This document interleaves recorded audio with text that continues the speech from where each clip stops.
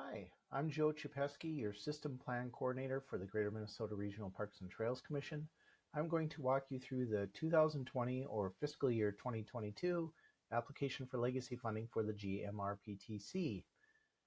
You can also contact me through my email on our website if you have any questions. We strongly encourage you to contact me if you intend to submit an application so that we can do our best to help you be successful.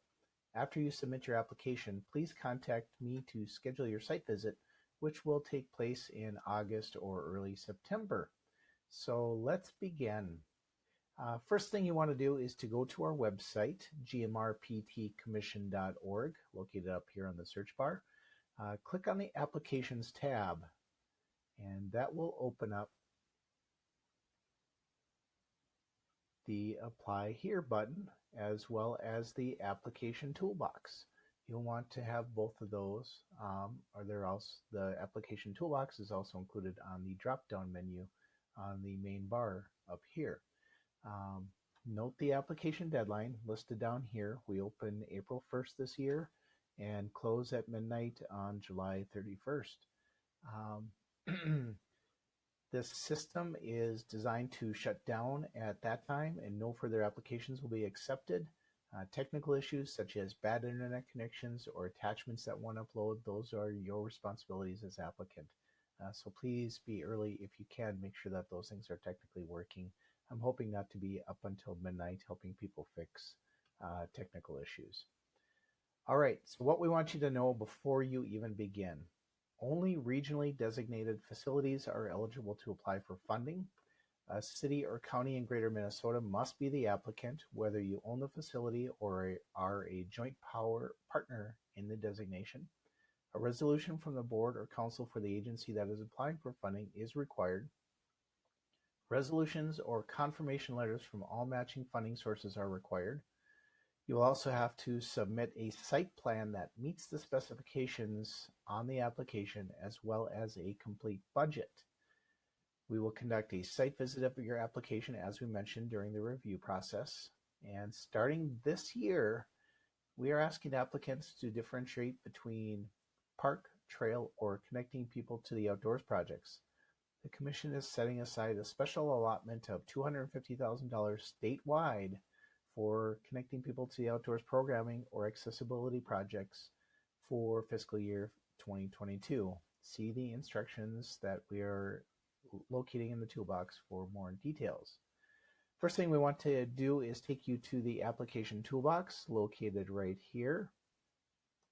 Click on the application toolbox and you'll notice a bunch of information under the funding applications header. Each of these should be available to you. These will be updated for 2020 after I complete this video. The funding criteria and guidelines, this video tutorial, the contents and instructions are going to be located here. That's also a very important document. We are included for you not only the template for the budget spreadsheet, but a sample and a tutorial. And then we also have a funding resolution, which is required for everybody, as well as a signature page. So make sure that both of those pieces are completed and included as a part of the application. Let's do a note on the funding criteria and guidelines. Let's open that up real quick. I'll open up the 2020 version. This is what the funding guidelines and criteria looks like. Check to make sure that you have the most recently updated edition, which is located in the toolbox. This is the foundation document that guides all of our application process. The Commission is likely to make some changes to this annually, so make sure you review it completely and aren't looking at last year's guidance. The application may require a little bit more or different information up front than it has in the past, which is designed to help you out with the next step if your project is funded. We try not to add stuff on just because. We really want it to be helpful for you so your project is a success down the road. Study the scoring criteria. If you scroll down, let me grab this here.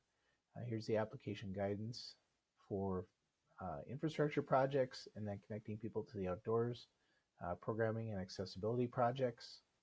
Here's a listing on the special funding opportunity.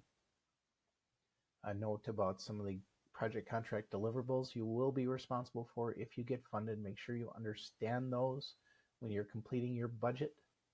And then we get into the application requirements. This is the basis of the information we ask for in the online portal and the required attachments. And then the scoring criteria. We have scoring criteria here for park facilities. You can see the point system that is there for each of the items that we are looking for, including a scoring for the match, which has adjusted slightly compared to previous years. We also have trail scoring criteria and connecting people to the outdoors scoring criteria.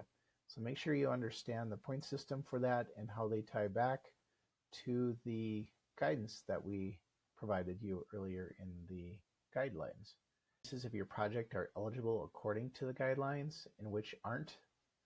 That is located further down here, past the criteria. Then you see the eligibility guidelines, and this lists out all of the items that are eligible and then ineligible for reimbursement as a part of the project. If it's an ineligible item, but it's going to be necessary, you should include it so we know you're thinking about it, but it will not count on your budget as a part of your local match. Let's take a note on the funding application instructions, also included in the toolbox. This document lays out all of the specific instructions for each application item you will find online. So as you work through this will give you some background on how the system works, but starting here with the General tab, you can see a bullet point for the item that it's asking for, and then there is usually, or sometimes within the brackets, the actual instructions that go along with filling that box so you can understand what it is we're looking for. Those same instructions are exactly what is included in the online portal itself. We'll take a look at those a little bit later. This document is really helpful if you are looking to or prefer to write the answers out on your own word processing document before cutting and pasting it into the online application. Please note that it is not necessarily to do it that way, just many applicants prefer to do it. Many also prefer to just do it completely into the online portal. We do want to call out specific instructions for choosing your funding category in the funding tab. That is located right here. You can see that this year we are asking for you to determine whether your application is to support infrastructure in a park, infrastructure on a linear trail, or connecting people to the outdoors. You may select more than one. We expect that most will fall into one or the other categories. A couple of you may determine that you want to improve infrastructure in your park, but also do some programming under the connecting people to the outdoors. So that's where we expect to see some dual application in one application. Please do not try to submit two separate applications. It won't work. Our system is only designed to allow one applicant or one application per year. A note for review: once you have completed your application, we will conduct a site visit. Your application will be scored by staff, and our evaluation team, which operates on a statewide basis, will review the application before the Commission considers it for prioritized recommendation. That process will start in August. We'll actually start to set things up prior to that in late July, usually wrapped up by early December. No projects, however, are considered officially funded until the end of the legislative session next spring. Contracts may be signed as early as July 1 of next year. Now let's go back to the online application. Okay, to start the online application, we'll go back to the application tab. We will go to apply here for regional designation. And you'll see some instruction that can be helpful for you here. And you will want to start by clicking the Get Started button. This should be familiar for you, by the way, if you completed the master plan for your facility. At this point, you can see a list of all of the facilities that you have applied for in the past. This is our sample facility, Park Name P. And at this point, you do not want to click New Application. That starts a new designation application. That is not what you want to do. You want to click on your facility, and then you'll have a choice between the designation, the application, the master plan, or any one of your previous funding applications. If you're starting a new one for 2020, you will click this yellow button, or excuse me, this green button, which will start a new application. You'll see right now that it starts April 1st. Since I'm doing this before then, I'm actually going to back up and show you using last year's application, all of the tools and techniques. All right. If you're having trouble logging into the system, remember that it is one email per applicant per jurisdiction, so to speak. So if you're not sure who that is, or maybe staff has changed, please get in touch with me and I'll help you update that. Let's see. Next up, we've gone through the dashboard. Now that we're into the application itself, you see that there are 3 tabs across the top here. You will actually see 4 because there will be a Submit tab here. So we'll pretend that we've got a 4th tab over here. And the tabs go General, Funding, Attachments, and then the Submit tab. You need to complete the required information in each tab prior to hitting Submit. If there's any blanks there, you will generally see darker color in one of these tabs for any blank spots. Please do not hit Submit until you are sure the application is ready to go, because generally it just makes me cranky to help people out. No, I'm just kidding. It doesn't. Call me anytime. Under this General tab, note that the last update, located right here, Park and Trail ID number, Funding Application ID, and the trail and park name, district, and so forth, will be autofilled by the system from your master plan. Double check to make sure that all of that happens. Complete the existing acres and miles of park trail in this box. Next, you want to do your project name. Make it something unique, something a little bit different, such as East Trail Segment Rehabilitation or Main Campground Development Phase 2. So take a look at that, and you can figure out what to do using this blue I button that is located right there next to many of our items that we asked for. If you just hover over that, the little pop-up box will show you what instructions we specifically want you to know about for that particular item. It's the exact same information that is in the instructions document that is in the toolbox. So you don't have to flip back and forth once you're in the document. You can see that same information right here. So hopefully that's helpful to you.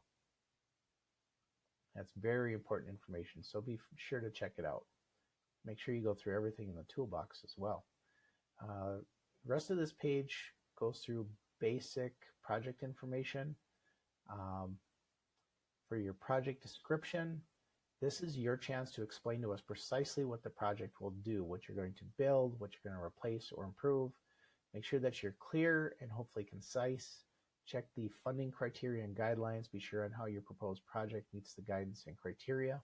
You don't have to capture all of the points because no one will, but make sure you get all of the ones that are relevant to your project. Now you see these little double boxes here, this little green box here, or in previous cases such as project name. These give you the ability to link certain sections to your master plan. They aren't required, but we encourage you to use them where a certain component or section or item in the master plan helps to tell the bigger picture story of how this project fits in your overall vision. Do not use these links to supplant detailed project information in the application itself. Master plan should support your project, but we expect that there is more detail in your project than is in the master plan, so definitely build off of it. Just to show you how this works real quick, you'll click on this master plan anchor button. Up will pop your master plan. Then you can search through, figure out what item is of importance to you, which item supports this particular application, and you can click on that box, and we'll just do it as an example here. Click on the little double anchor item here, click OK, and all of a sudden that item is now the little green box. That helps because now us as reviewing on our end of this data system can click on that green link, and it'll take us right to the exact spot you wanted it to in the master plan. All right, let's get back on track here. Two blue buttons down here, map requirements and plan requirements. If you click on those, you will see what we require for our map of the park facility, or maybe larger if you want to, and then the plan requirements as well. Trail plans, building plans, playground plans. We are looking for a specific level of development of those plans. Make sure you understand those requirements. Contact me if you don't understand it or you have questions. We are not looking for construction level documents. It's more of a schematic level design, you could call it. We are probably looking for more information than has been provided in the past by many of our applicants, so be sure to follow that. Let's see. Next, you can fill out the basic, how this works. When this application is open, you'll be able to select the Choose File button, and then you just browse through your files and select the appropriate map and add it there. You'll be able to add a description as well, so we know what it is you're providing for us. The rest of the information here is your basic contact information. Make sure the applicant organization is the city or county in Greater Minnesota that will be managing or fiscally responsible for the project. That's important to know if it is a multi-jurisdictional project. So once you've got all that complete, the system does continue to save as you go along, but if you do see a save button, feel free to take advantage of it. Click on your funding tab, and here's where you get into the meat of your project. The information required in the description section helps us to understand the size and scope of the project. So you've got the development type, which is a drop-down button. You'll be able to choose your funding category. Again, we said park, linear trail, or connecting people to the outdoors. And there's the definitions of each of those. You'll want to add the acres of parkland to be acquired or trail miles to be acquired, the number of users, that'll be in a CPO project. If it's an easement, we do require the type of easement or purchase, whatever's to be included there. A lot of basic information at this point that is going to be required by the DNR if you are funded. That's why we include it here, so you don't have to recreate it for them later. Then we get into project outcomes. Here's where you tell us what the project will accomplish from a user perspective. We want to know not only what facilities will be built or improved, such as the number of campgrounds, feet of beach, etc., but who is going to impact and how. Make sure that you speak to who will be coming to your new features and from where. What will the perceived quality of the facility be compared to others in the region? How does this project create a complete experience for users? How will you and I know if this project is successful? How are you going to measure that? Becoming more and more important all the time. Next, you will select a legacy pillar. Whichever ones your project supports, click those. Honestly, it's going to be rare that you're going to click on all four, so select the ones that are really important to you, and then include that information with more description as to why that particular pillar is important to your project in this text box down below.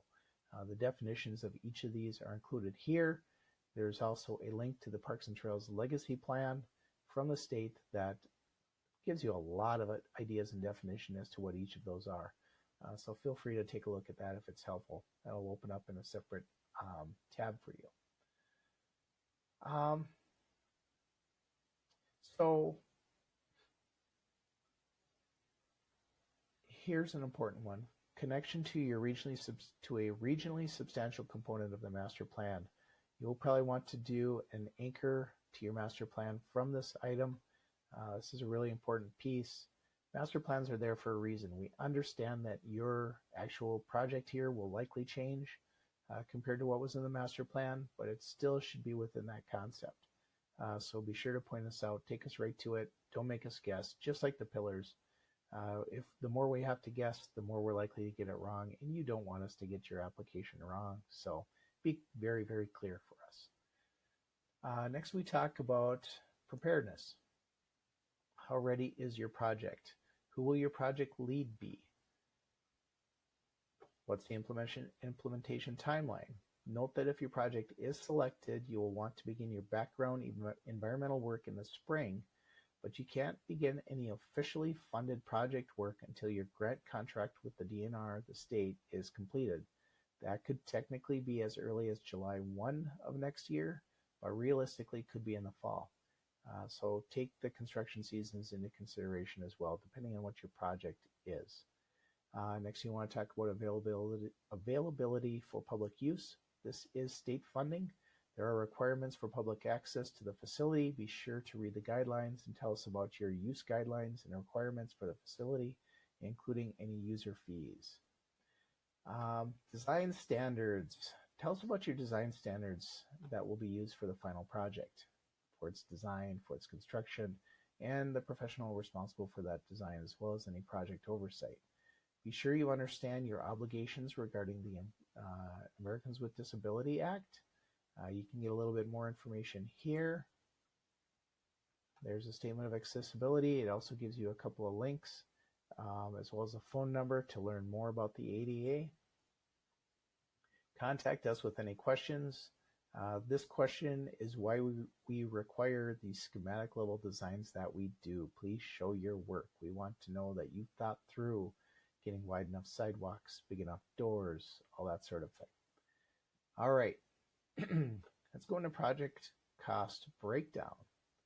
All right, so tell us how much the project components cost and what those component roles in the project are.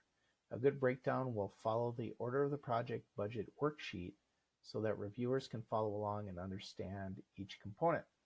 Note that the project budget is best developed by a licensed professional. This is to protect you so that you don't end up with a project you don't have enough funding for. That is so terrible when it happens. Please don't let it happen to you. Don't let unexpected wetland mitigation, substandard design, or inappropriate material selection sink your project for lack of funds. Be sure to take inflation into account as well. Now let's talk about funding request breakdown. What we're looking for here is the basics of the budget. How much are you asking for? Where's the match coming from? What are the non-eligible items? Again, going back to that guidance sheet. And how big is the total project? So here you would include the local match amount and the particular funder. We will require a letter or resolution from each of the funders that you list to make sure that it is officially secured. Regarding the formats here, use basic whole number currency formats, no decimals. Local match means any funds developed by the applicant agency that aren't legacy. So all donations, local government sources, or all federal sources, be sure they're documented. Remember that you can't match state legacy dollars with other state dollars. Local in-kind contributions of labor and materials and so forth do not count. Only cash contributions can be used. Non-eligible project items must be accounted for, but do not count towards the project match. See the funding criteria and guidelines for that list. All right. Now let's talk funding request resolutions. Here is where you're able to list out the funder and then choose the file and upload their particular resolution. Each official partner defined as a city, county as a part of the project must pass an official resolution by its governing body. You can check the toolbox for that template. Typically, a joint project will include one lead agency that will handle the project contract and oversight. with the potential for one or more supporting partner agencies. Include all of those here. If it's not a resolution from an official government agency, say you've got a large grant coming from a local foundation, you would want to include some documentation of that match being official here as well. Here's your budget worksheet. You can download the budget template here. You click on that button, it will open. Because we're in Windows, you have to click this button down here then, and that will open. Shows you the template. And there you go. That is all in place for you.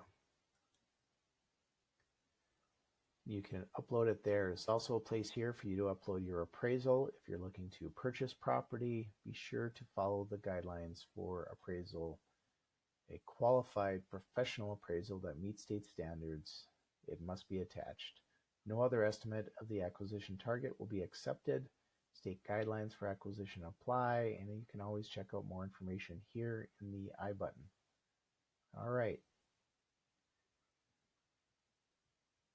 So next we're going to go back up to the top and switch over to the Attachments tab.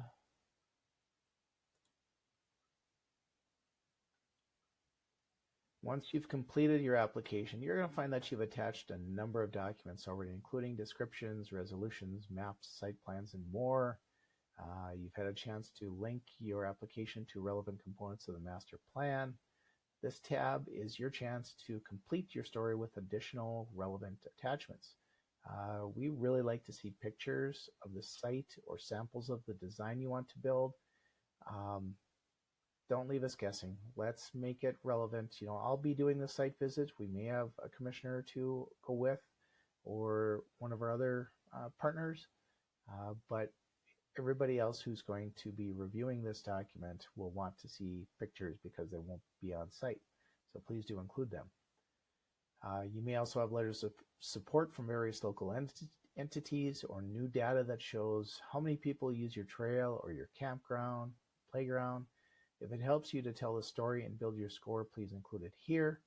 And then finally, you're going to go up and you're going to have a Submit tab, which again will show up here once we're at April 1st. Make sure you go back over the entire application, make sure that all of the information is included. If there are no typos because you've had a friend check and the attachments are really attached, then you can submit the application. If you're done early enough in time, you have something specific that you want me to take a look at, feel free to ask that. If you're ready early enough, at least a couple of weeks out before the application deadline, you want me to take a look at all of it, I'm more than happy to do that. Just know that it'll be on a first come, first served basis. It's not going to be a priority to look at full applications unless I just happen to have the time. So you're ready to submit? Please do so. We look forward to hearing from you. Let me know if you have any questions, and we'll see you on your site visits soon. Take care. Thanks.